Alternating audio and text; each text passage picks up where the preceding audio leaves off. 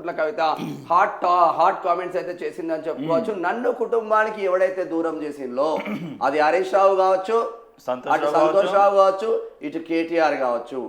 నాన్న పార్టీలో ఒక తండ్రి పార్టీలో సొంత కూతురు బయటికి రావడం ఈ దేశ చరిత్రలో నేనే మిగిలినా ఏ తండ్రి తన కూతుర్ని బయటికి పంపించలేని పరిస్థితి ఉంది. మరి మేము ఫోన్లో ఏమన్నా విన్నారా? ఫోన్ ట్యాపింగ్ చేసిందా? అసలు కవిత చేసిన తప్పేందో ఇప్పటి వరకు బీఆర్ఎస్ వాడు ఒక్కడే చెప్పలేదా? అటు కల్వకుంట్ల కాందాన్ చెప్పలే, సొంత అన్నైన కేటీఆర్ చెప్పలే, అలా హరీష్ రావు చెప్పలే. ఇక ఆయన హ్యాపీగా ఉంటాడు. ఆయన టానిక్లు పెట్టుకొని రాష్ట్ర వ్యాప్తంగా టానిక్లు పెట్టుకొని హ్యాపీగా ఉంటాడు. ఆయన ఏం మాట్లాడాడు, చేసుకుంటా పోతాడు. రబ్బర్ చెప్పులు గతిలేడానికి 100 కోట్లు ఎట్లా వచ్చినాయరా నాయన? విదేశాలలో ఫామ్ హౌస్ ఉన్నాడట. మరి 100 కోట్లు 1000 కోట్లు నీకు ఎక్కడి నుంచి వచ్చినాయి?